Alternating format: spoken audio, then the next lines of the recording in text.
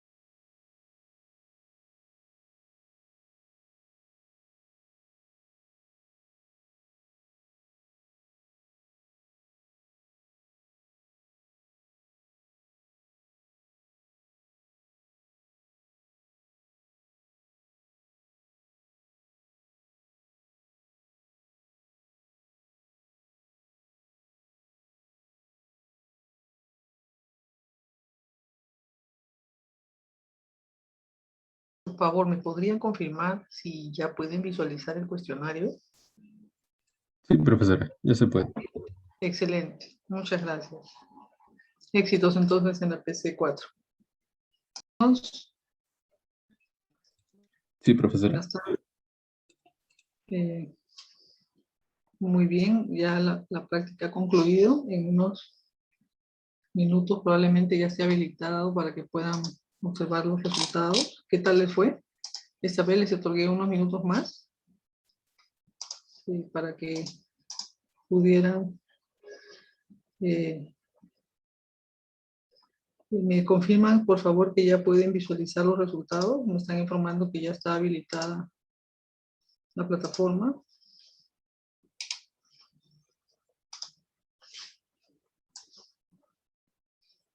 Por favor, me confirman.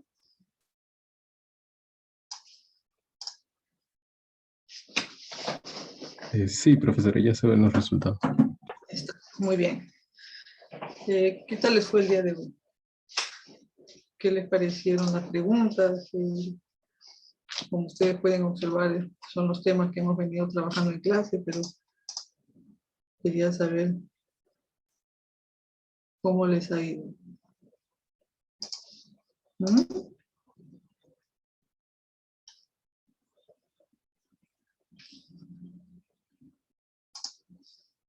¿No? Ok. ¿Todo bien entonces con la práctica de hoy?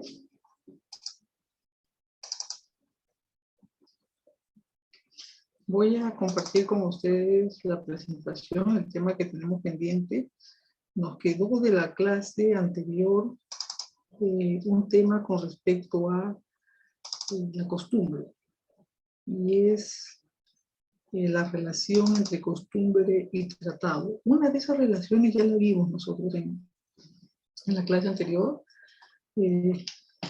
Solo nos faltaría entonces revisar una para entrar al otro tema, otra de las fuentes del derecho internacional, que son los principios generales del derecho. ¿Me pueden escuchar? Sí, profesora. Disculpe, ¿podría hacerle una consulta con respecto a la práctica? Por supuesto, Ernesto Alejandro. Ernesto, Sí, adelante.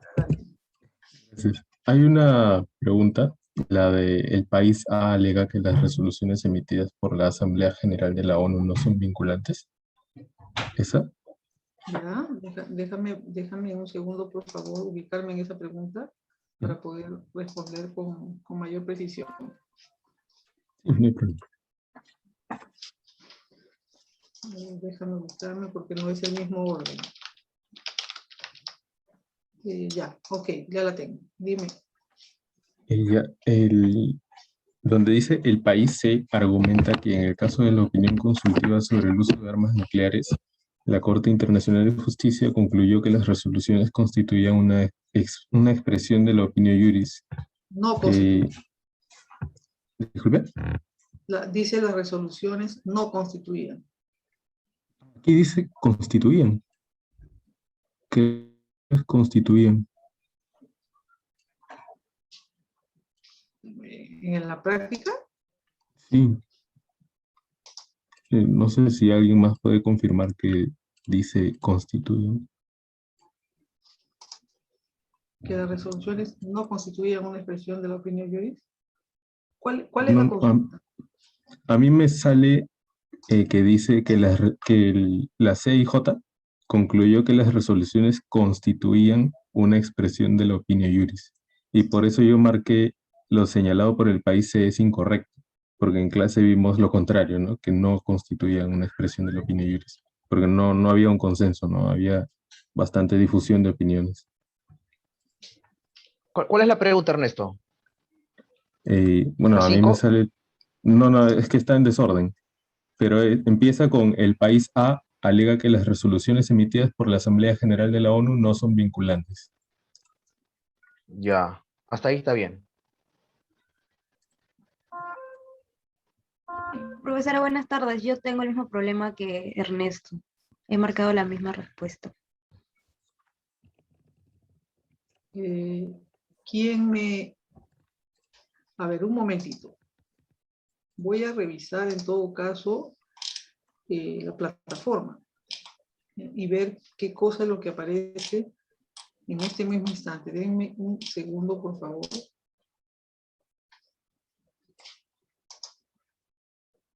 Porque... Pero no, en todo caso, alumnos, si ese es el caso, de haberse presentado esa situación de que no les aparece a ustedes la palabra no, lo cual me parece bastante extraño, pero revisaré la plataforma y si han existido alumnos que han marcado esa opción, entonces la tendré que tener en cuenta.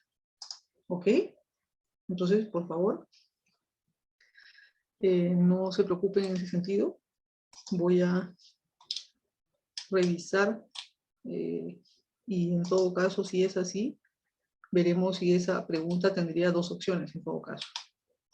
¿Ya? Pero en todo, no se les va a subir el puntaje, eso sí que quede claro, a todos los alumnos, solamente a los alumnos que habían marcado una de las dos opciones correctas. ¿Ok? ¿Quedó claro? Sí, profesor. Gracias.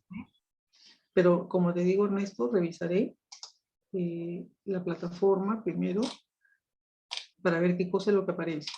Lo cual me parece muy extraño porque las preguntas son elaboradas y revisadas, pero bueno, uno nunca sabe esas cuestiones que puedan suceder. ¿Ok? Sí, no se preocupe. Entonces quedamos así, alumnos, ¿no? La pregunta del caso en el cual se está preguntando con respecto a las resoluciones de la Asamblea General de la ONU. Hay 4 afirmaciones formuladas por 4 países, A, B, C, D. De ser así, que en la plataforma no aparece la opción, voy a revisar otra vez la pregunta.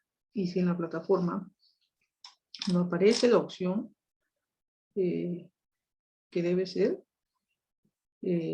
entonces consideraré la respuesta que sea del caso. ¿Ustedes qué alternativa has marcado tú, Ernesto? Esa que dice que el país C está en lo... Es incorrecto. Lo que señala es incorrecto. Lo que señala es incorrecto. ¿Sí? Ajá, lo que pasa es que a mí me sale que el país C dice que la Corte Internacional de Justicia indica que las resoluciones sí constituyen una expresión del opinio juris. ¿Y cuál es la opción que has marcado? Lo señalado por el país C es incorrecto. Ya. Ok. Déjame anotar aquí, por favor.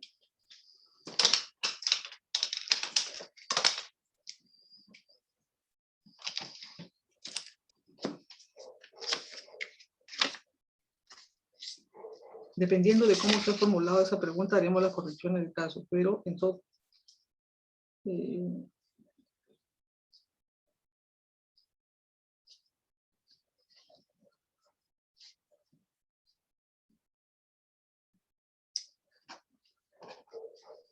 perfecto. Como les digo, voy a revisar entonces, ¿ok? Y repito, para que no haya ninguna duda al respecto, si es así que sucede, que se ha presentado esto en la pregunta, muy bien, aparece la opción lo señalado por el país C es incorrecto. Entonces, revisaré la pregunta que aparece en la plataforma. Si es así, entonces a los alumnos que marcaron esa opción se les va a considerar los 2 puntos. No puede ser para todos, porque si el alumno marcó la opción A y B que no son correctas, entonces no se le puede otorgar el punto. ¿Ok? Solamente a los alumnos que marcaron la opción de acuerdo a lo que aparece en la plataforma. ¿Quedó claro para todos? Sí, profesor. Gracias. Muy bien.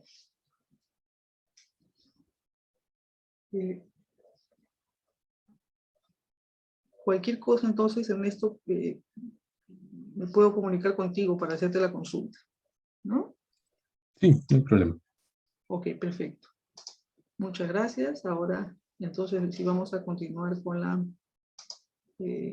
presentación, o lo que nos quedó pendiente de la relación entre el derecho, el derecho consuetudinario internacional y los tratados, ¿no? Hay una relación, les estaba comentando que una de ellas ya la revisamos, el efecto de la codificación. Ya nosotros hemos puesto el ejemplo de la Convención de Viena, como ha codificado derecho consuetudinario, hemos ya esbozado algunos ejemplos. La costumbre ya existe, el tratado la incorpora. En el caso del efecto cristalizador, aquí se está refiriendo al supuesto en el cual el tratado resulta ser la primera formulación de esta costumbre. La costumbre se encuentra todavía en la etapa de formación, no se ha consolidado. ¿Y qué sucede? Que en ese momento se dan las negociaciones entre estados para la firma de un tratado. Hay una respuesta positiva de los estados con respecto a esta norma, y esta respuesta, esta reacción de los estados lo que hace es consolidar la costumbre que estaba en formación, ¿no? Entonces, por eso hablamos de un efecto cristalizador. Y cuando hablamos del efecto generador de la costumbre, nos estamos refiriendo a una situación en la cual el tratado incorpora una disposición, una regla, y la reacción de los estados es que, aun cuando no son partes del tratado, comienzan a comportarse de esa manera, ¿no? Y un ejemplo de esto es el Tratado Antártico, donde hay un grupo de países que son parte de este tratado, y sin embargo hay otros países que no son parte del tratado y que sin embargo lo que vienen haciendo es aplicando esas disposiciones, ¿no? Entonces hay una práctica estatal que se da a partir de la de la vigencia de un tratado. ¿Ok? Aquí vamos bien. Ya nosotros hemos dicho que la costumbre es una fuente de derecho internacional y por lo tanto genera también obligaciones. Entonces, si tenemos el tratado y si como consecuencia de ese tratado se ha venido desarrollando una práctica entre estados con la convicción de que deben aplicar esa norma como obligatoria, aun cuando no son parte del tratado, entonces vamos a tener un efecto generador de una costumbre. ¿Hasta aquí vamos bien? Ese era el tema que nos quedaba pendiente con respecto a la relación de la costumbre y los tratados. Y ahora lo que vamos a nosotros observar o estudiar es el tema de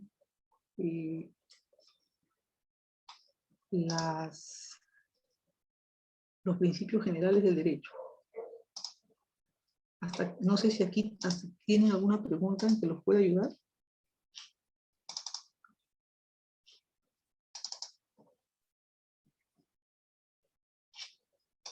Déjenme por favor un segundo con esta presentación.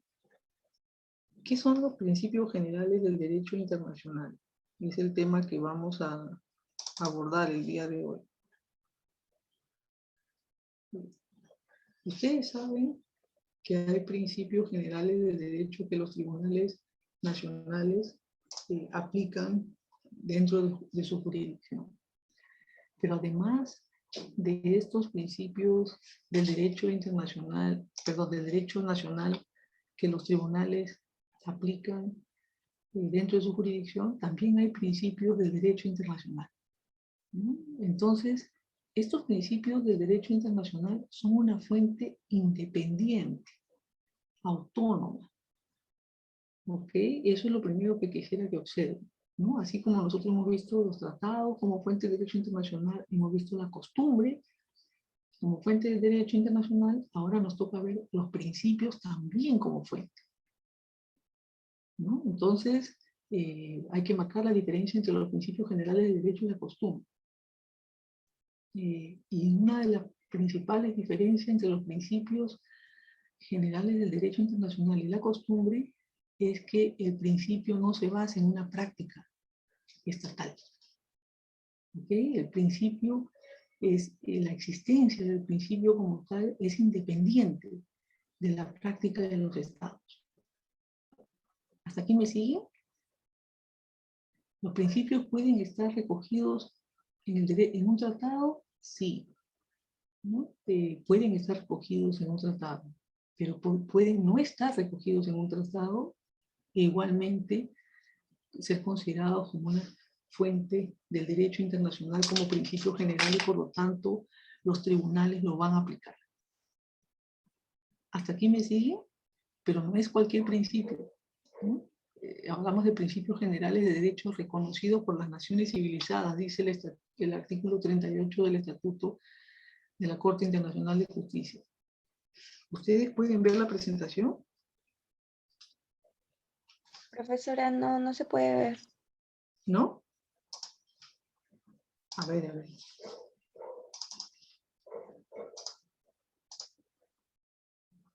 Ahora, Sí, está cargando. Sí, ya se puede ver. gracias. Entonces, tenemos entonces un artículo que ustedes ya conocen. Ya lo hemos revisado. Pero tenemos que volver porque es el artículo 38 del Estatuto de la Corte Internacional de Justicia la que nos detalla cuáles son estos principios, cuáles son las fuentes del derecho internacional, ¿no? Entonces, en este caso, la Corte debe aplicar ¿qué? Principios generales de derecho reconocidos por las naciones civilizadas. Entonces, lo que les acababa de decir hace un momento no es cualquier principio, sino que son principios reconocidos, ¿no? Vamos a desarrollar nosotros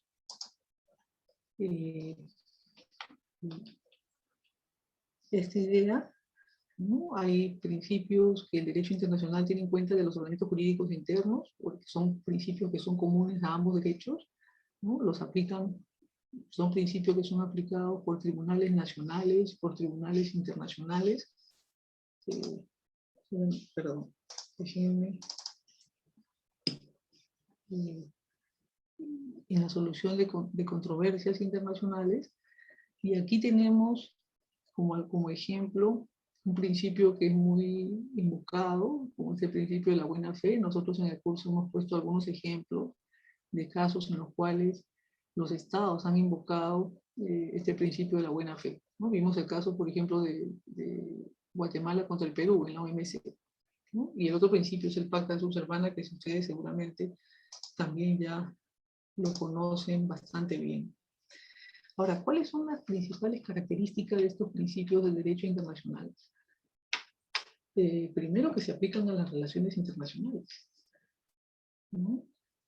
Son principios que no existen en el derecho interno, ¿no? Sino que tienen su vida y su función en el marco del derecho internacional.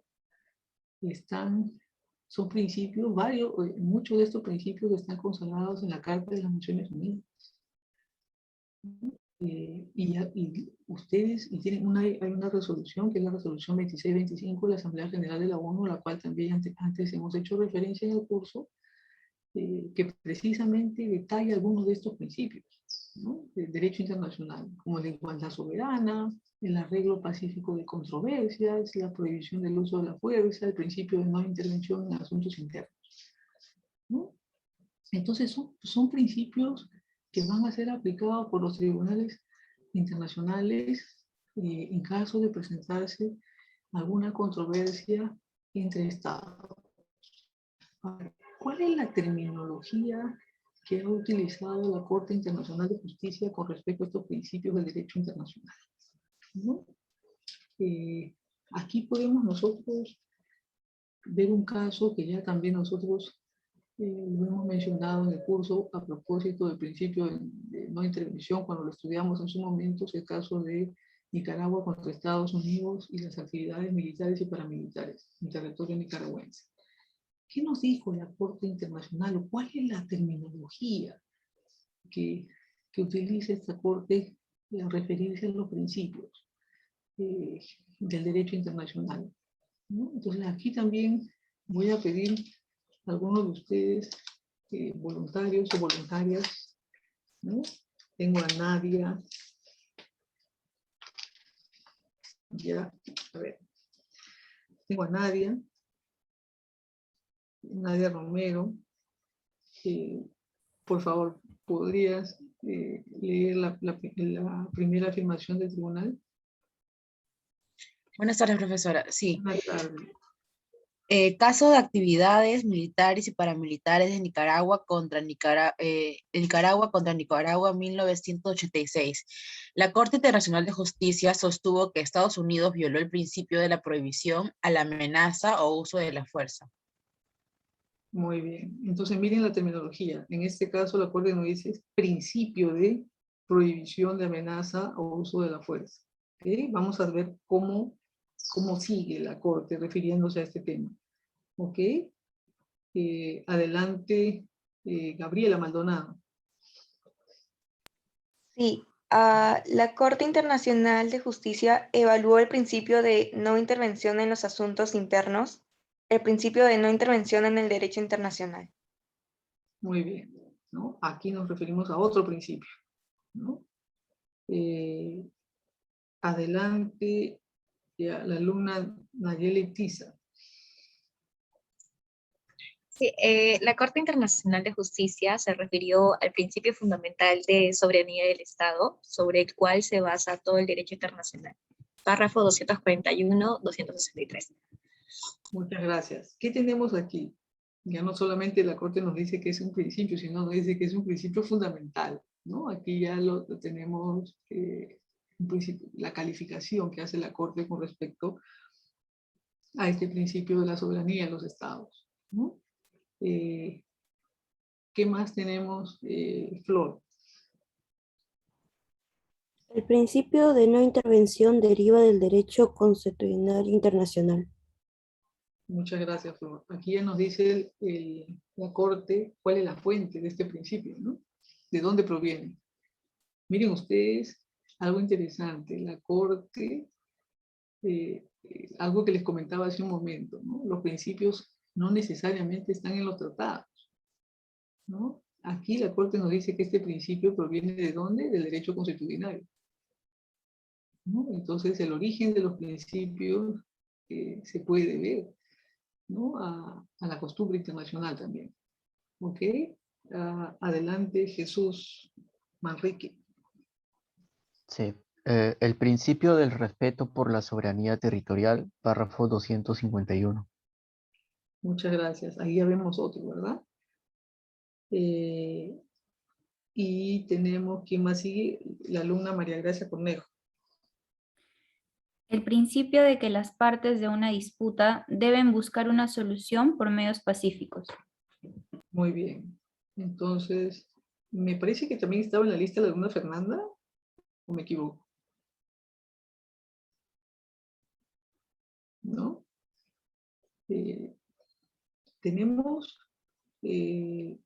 aquí en este caso, miren ustedes, ahora nos vamos a referir a este tema, el principio de solución pacífica y controversias, que no solamente opera como principio general de derecho, sino también vamos a ver ahora que es una obligación de los estados. ¿Ok? Ahora, hay una alumna que estaba también en la lista, que sabía, Profesora, buenas tardes, era yo. ya tú, ¿verdad? Valeria, adelante. A ver,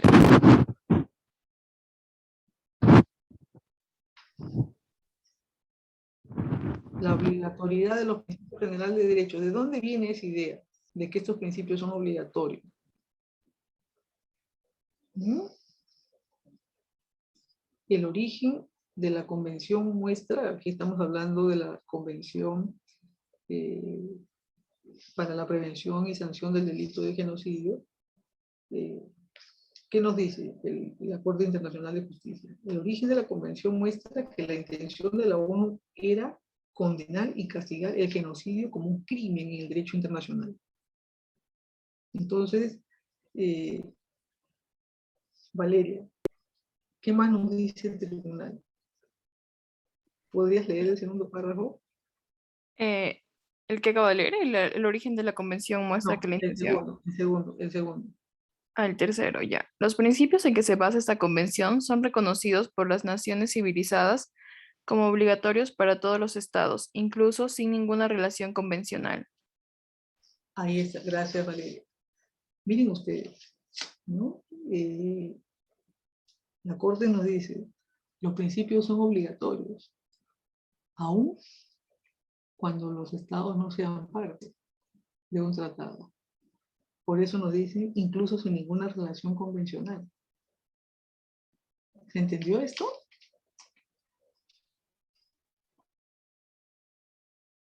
¿Ok? Muy bien, y se cierra la idea con que la obligación de respetar este principio no se basa únicamente en que el Estado sea parte de un tratado. ¿Ok? ¿Hasta aquí vamos bien? ¿Sí? Excelente. Entonces, si bien ya lo hemos indicado, los principios generales del derecho son una fuente autónoma, independiente del derecho internacional, pueden estar expresados en tratados y pueden estar también recogidos en la costumbre internacional. ¿Ok? Hace un momento les comenté cuál es la diferencia entre un principio y una costumbre internacional. ¿Alguno de ustedes recuerda? Para ver si me han seguido. ¿Mm? ¿Alguno recuerda la diferencia entre un principio y la costumbre? A ver, tengo el chat. Muy bien, Juana. Efectivamente. Juana Guadalupe nos dice en el chat, no se basan en la práctica estatal, ¿no? Juana, siempre atenta, desde las primeras clases del curso. Es un gusto, Juana, la participación a través del chat. Muchas gracias. Entonces, tengo otra pregunta. Un gusto también para mí, Juana. Ok. Seguimos. Principios reconocidos en tratados, ¿no? Y aquí vamos a tener otro ejemplo, ¿no? La Convención de Ginebra sobre el alta mar. ¿Cómo reconocen estos principios? Y aquí necesito también otros voluntarios, ¿no? 2 voluntarios.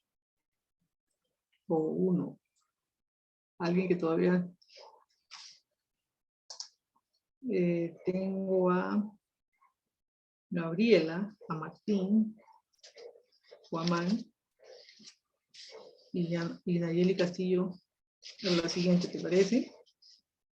Gabriela Maldonado, adelante. Principios reconocidos en los tratados. La Convención de Ginebra sobre el alta mar del 29 de abril de 1958. Los estados partes en esta convención, deseando codificar las normas de derecho internacional referentes a la alta mar. Profesoras, hasta ahí. completo la última parte, ¿no? Ya. No, déjame a Martín, que también quiere leer. Vamos a darle la oportunidad. Pero miren, ya tu compañera nos leyó algo. ¿Qué decían los estados? Codificar. ¿Ok? Declarar. En otras palabras, declarar lo que ya existe. Porque eso es la codificación. Bueno, entonces, ya existen los principios. Los estados quieren declarar estos principios en estos tratados. Ahora sí, Martín, adelante. Ya, profesora. Dice, reconociendo que la Conferencia de las Naciones Unidas sobre el Derecho del Mar, celebrada en Ginebra el 24 de febrero al 27 de abril de 1958, aprobó las disposiciones siguientes como declaratorias en términos generales de los principios establecidos de derecho internacional. Preámbulo. Muchas gracias, Martín. Entonces, muy bien, ustedes pueden observar, ¿no?, de qué manera en el caso de esta convención lo que hace es declarar principios, ¿no?, reconocidos, establecidos en el derecho internacional, y los propios estados lo están declarando en el preámbulo. ¿Ok?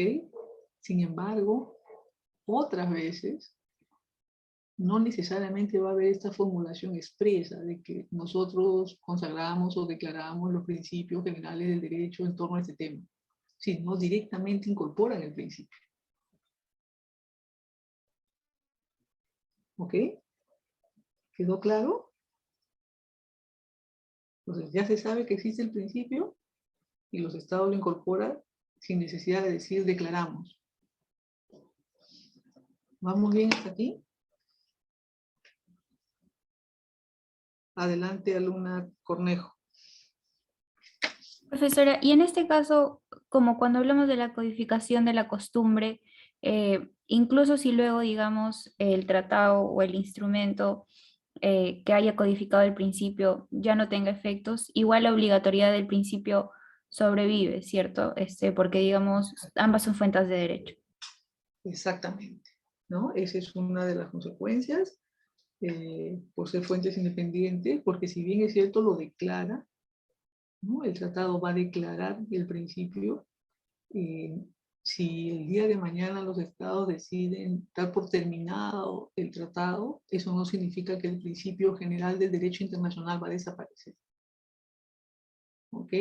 Incluso los va a seguir vinculando porque son obligatorios para ellos también. Ya no como un tratado, como una obligación que nace del tratado, sino como un principio de derecho internacional. ¿Ok? ¿Hasta aquí vamos bien? A ver, tengo una pregunta. Perfecto.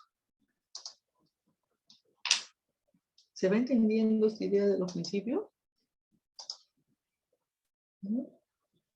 Y aquí algo interesante que yo quería también compartir con ustedes es lo que ya está sentado también en la jurisprudencia de la Corte Internacional de Justicia, es este principio de solución pacífica de controversias. Miren ustedes de qué manera se puede invocar esta regla de solución pacífica de controversias. Es un principio, dice la Corte, pero además está consagrado en el artículo 33 de la Carta de la ONU. Por lo tanto, es una obligación exigible como tratado. Pero además de eso, ¿qué tiene? El estatus de derecho consuetudinario internacional. O sea, forma parte de la costumbre internacional.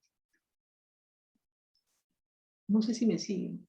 La solución pacífica de controversias, por lo tanto, ¿no? Tiene tres fuentes que la reconocen.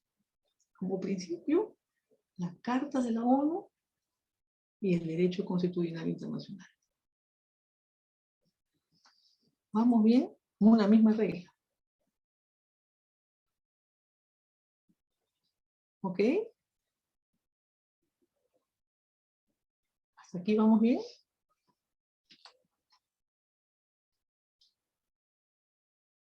Creo que vamos bien, no me preguntan nada. ¿No? ¿Qué tenemos? Principios generales de derecho internacional sobre determinadas materias, ¿no?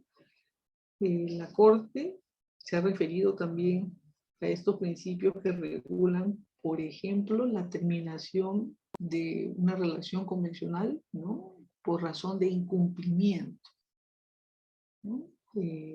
Uno de los principios. ¿Por qué es importante que la Corte reconozca en este tema, por ejemplo, determinación de tratados por incumplimiento como un principio? Porque la Corte nos dice además que, como es un principio general del derecho, aunque un tratado no lo incorpore, ¿qué sucede? Se debe presumir que en aplicación de este principio se debe aplicar esta regla de terminación de un tratado por incumplimiento. ¿Ok? Entonces, por eso la Corte nos habla del poder para terminar un acuerdo por motivo de incumplimiento, aunque no esté expreso, debe presumirse que existe como inherente en cualquier acuerdo. Esa es la relevancia de los principios generales del derecho internacional. ¿Ok? ¿Hasta aquí nos quedamos? Todo claro, profesor. ¿Sí? ¿Todo claro? Muy bien. Entonces les deseo que tengan un buen fin de semana. Profesora, antes de que termine la clase,